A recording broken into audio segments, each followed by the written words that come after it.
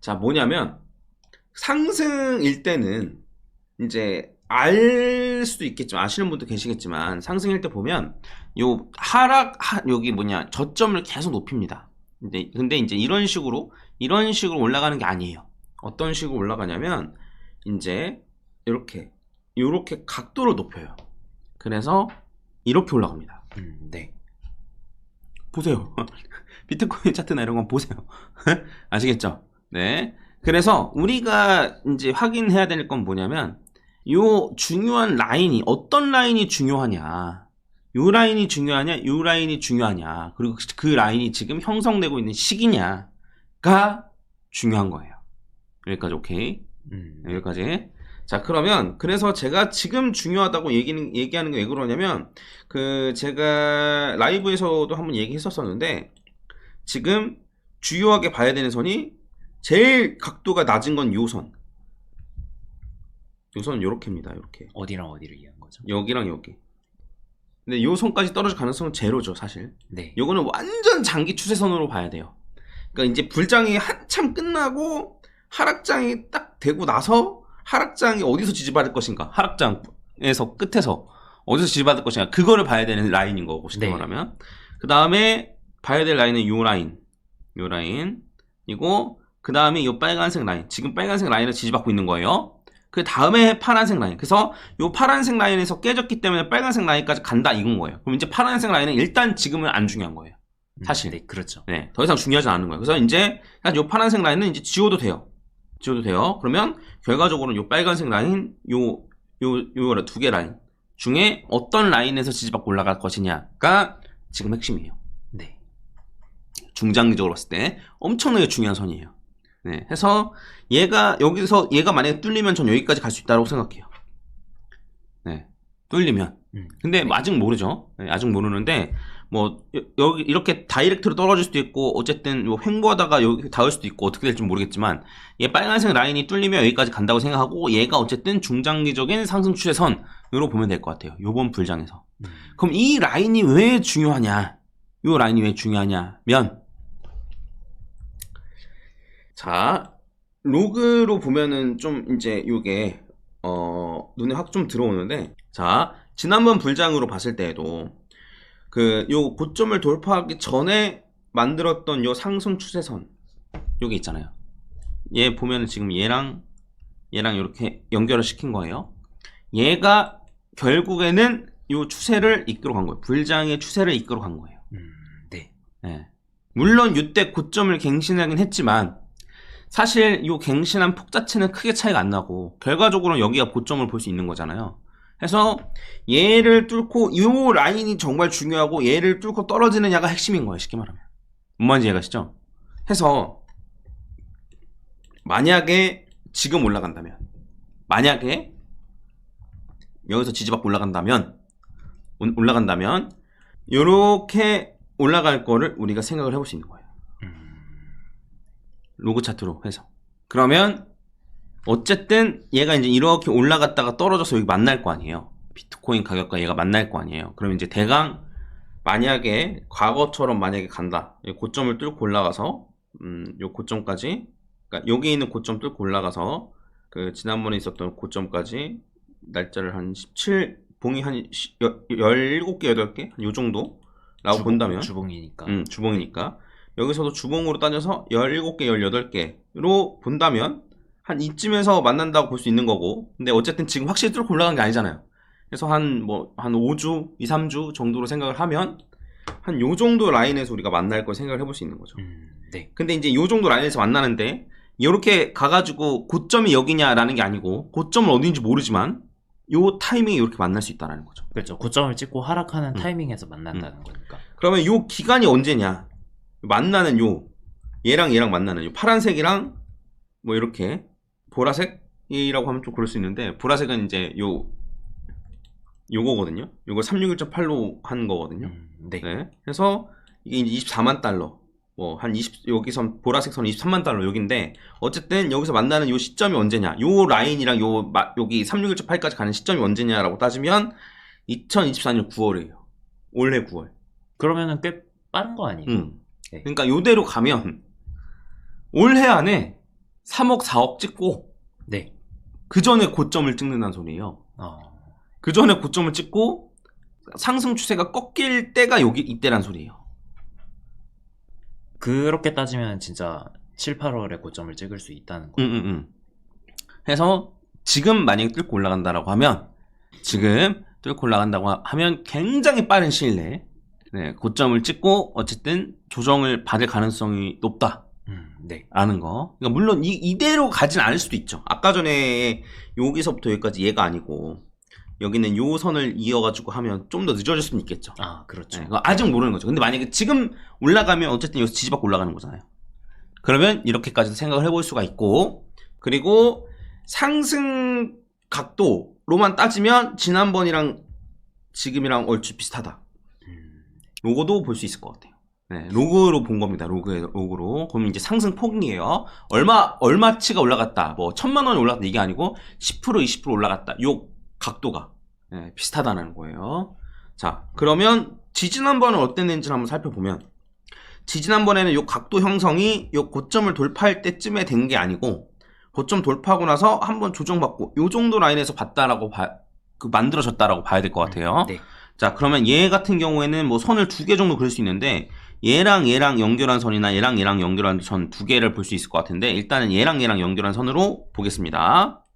아니면 뭐 얘를 이렇게 옮겨서 놓고 봐도 상관없고 지금 어쨌든 중요한 거는 뭐 정확한 선을 찾는 게 목표가 아니니까 과거 뭐 정확한 선 찾아봐야 뭐합니까? 해서 얘 같은 경우에도 요 라인에서 계속 지지받으면서 올라갔다 이거예요. 그러고 나서 여기쯤에서 이제 만난 거잖아요. 그러면 고점을 뚫고 올라가고 나서 한 몇 주가 지나서 여기까지 갔는지 살펴보면 한 봉이 40개 정도 됐었거든요. 이때는 꽤 오래 걸렸네요. 왜냐면 엘리엇 파동 2번 겪었으니까. 그렇죠. 네. 그래서 심지어 얘가 이제 만난 요 구간 자체가 지금 보면은 여기가 8천 달러, 여기가 10,000달러예요. 네. 그러면 여기 2만 달러까지 올라갔었거든요. 해서 2만 달러까지 올라간 다음에 반토막이 나서 이 선을 만난 거예요. 그렇게 될 수도 있는 거예요. 근데 어쨌든 이 선을 지켜주느냐 못 지켜주느냐가 핵심이다 이거죠.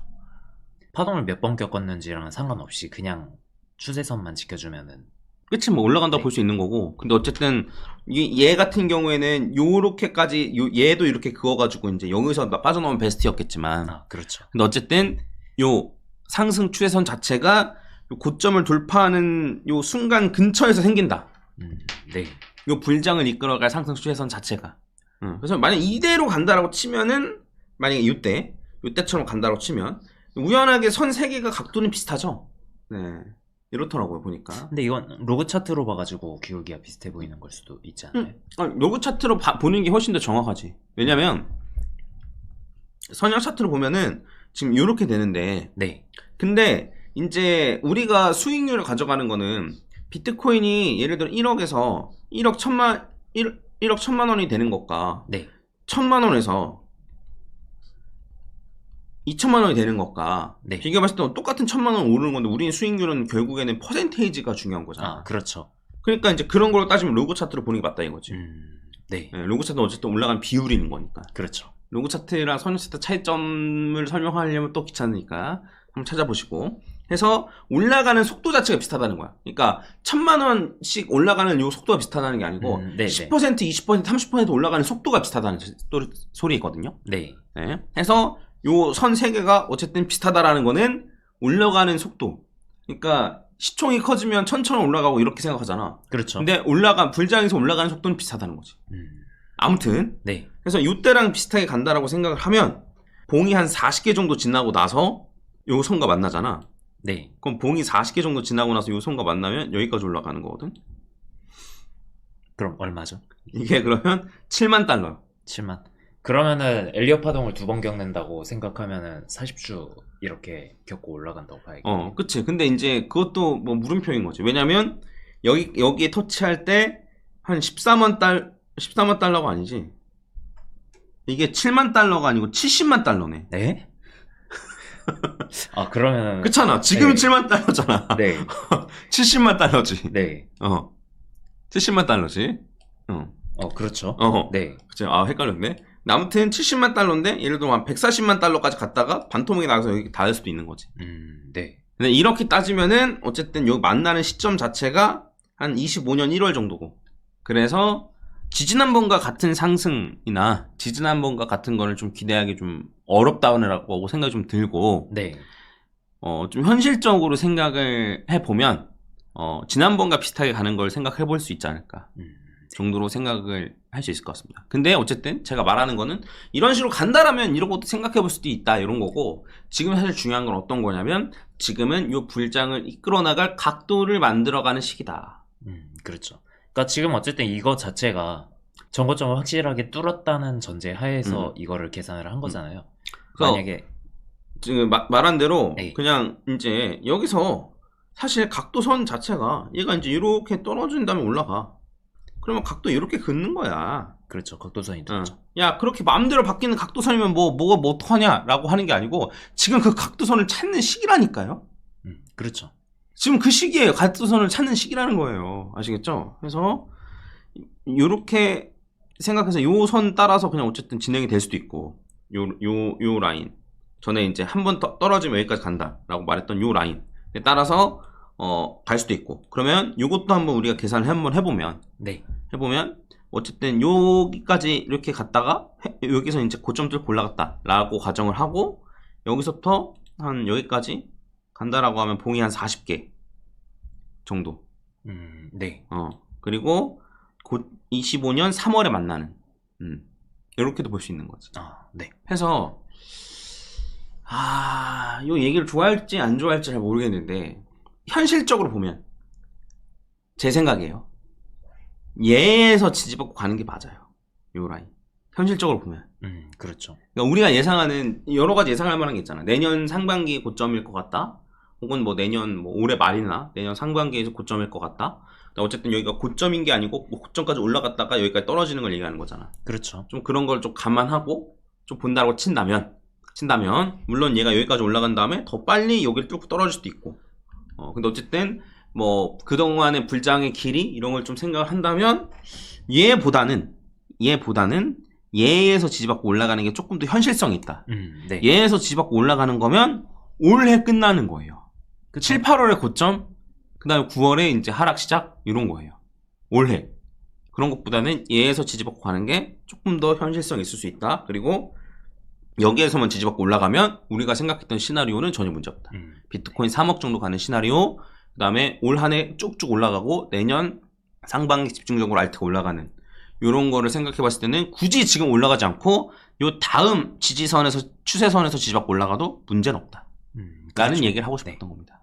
네, 사실 요 추세선으로 지지받고 올라간다고 해도 고점이 어디서 생기냐를 생각해보면 이것도 여전히 좀 빠른 감이 없지는 않아요. 있지, 그치?